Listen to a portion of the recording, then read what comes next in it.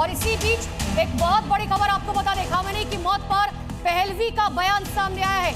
आजादी का वक्त अब नजदीक है, ये कहना है पहलवी का। ईरान से निर्वासित है पहलवी और उन्होंने कह दिया है कि अब वक्त आ चुका है।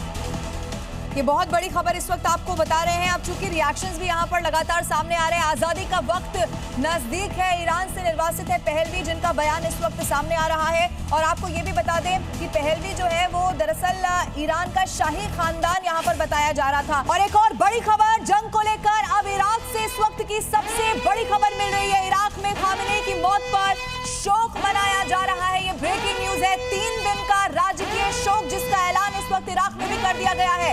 जंग को लेकर देखिए इराक से भी एक खबर मिल रही है। और इराक में खामेनी की मौत पर शोक, ये बड़ी खबर। सोचिए, इराक में भी 3 दिन का राजकीय शोक। जंग को लेकर इराक से बड़ी खबर है। एक शिया ग्रुप जो है वो ईरान का समर्थक है और इसी वजह से पड़ोसी मुल्क इराक में भी 3 दिन का राजकीय शोक घोषित किया गया है। ईरान में 40 दिन का मातम है और इराक में भी खामेनी के मारे जाने के बाद 3 दिन का राजकीय शोक घोषित किया गया है। कल भी आपको जी न्यूज ने दिखाया था किस तरह से जो शिया ग्रुप है इराक का, उसने इजराइल पर अटैक किया था। और आज इराक में 3 दिन का राजकीय शोक घोषित किया गया है। ईरानी मीडिया ने पुष्टि कर दी है। जी न्यूज पर सबसे पहले आप ये खबर देख रहे हैं। कल ही जी न्यूज ने खबर दी थी कि अयातुल्लाह अली खामेनी की मौत हो गई है और अब इस खबर की पुष्टि। इसी बीच सबसे अहम खबर यह मिल रही है कि न सिर्फ ईरान बल्कि इराक में भी 3 दिन का राजकीय शोक घोषित किया गया है। शिया मुस्लिमों का एक बड़ा धड़ा जो है इराक में है, वहां पर मिलिट्री ग्रुप्स भी हैं इसी तरह के, जिन्होंने कल इजराइल पर हमला किया था और अब इराक में भी इसी तरह से शोक घोषित। बिल्कुल आयुष, ये बड़ी खबर है। अगर इराक की बात की जाए तो 60 से 65% जो शिया मुसलमान हैं वो इराक में रहते हैं, यानी कि ईरान के बाद बड़ी तादाद इराक में भी है। और शिया मुसलमान चाहे पूरी दुनिया के कहीं पर भी क्यों ना हो, नजफ करबला इसी इराक में जाते हैं। और इसीलिए माना यही जा रहा था कि वहां पर भी बड़ा शोक मनाया जाएगा और इसका ऐलान भी हो चुका है। 3 दिन के शोक का ऐलान कर दिया गया है। और इसी बीच बड़ी खबर लगातार आ रही है।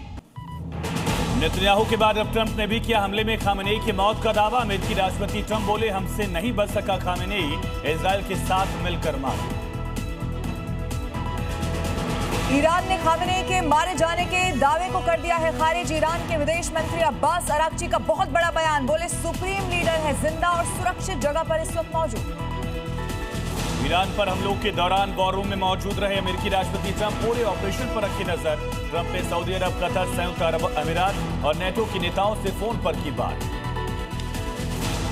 इजराइल ने ईरान पर बोला अपना सबसे बड़ा हवाई हमला, 500 से ज्यादा जगहों पर बम बरसाए गए, 200 फाइटर जेट का किया इस्तेमाल। नेतन्याहू बोले एक्शन अभी रहेगा जारी। और इजराइल ने रात में भी किए ईरान पर हमले। अमेरिका और इजराइल के संयुक्त हमलों में 200 से ज्यादा लोगों की मौत, अब तक 700 से ज्यादा घायल। ईरान इजराइल जंग के बीच भारत ने रद्द की मिडिल ईस्ट की 400 से ज्यादा फ्लाइट्स। डीजीसीए ने बाकायदा भारतीय एयरलाइंस कंपनियों को 11 देशों के एयर स्पेस से उड़ान भरने से बचने की सलाह दी। और आज तमिलनाडु और पुडुचेरी के दौरे पर रहेंगे प्रधानमंत्री नरेंद्र मोदी। पीएम मोदी पुडुचेरी में 2700 करोड़ से ज्यादा की विकास परियोजनाओं का उद्घाटन करेंगे। मिशन पश्चिम बंगाल पर भारतीय जनता पार्टी, बंगाल में आज से शुरू होगी बीजेपी की परिवर्तन यात्रा। 10 मार्च को कोलकाता में होगा इस यात्रा का समापन। आज दिल्ली के जंतर मंतर पर अरविंद केजरीवाल की रैली। आबकारी नीति में कोर्ट से राहत मिलने के बाद केजरीवाल करेंगे पहली जनसभा। आम आदमी पार्टी के नेताओं का लगेगा जमावड़ा।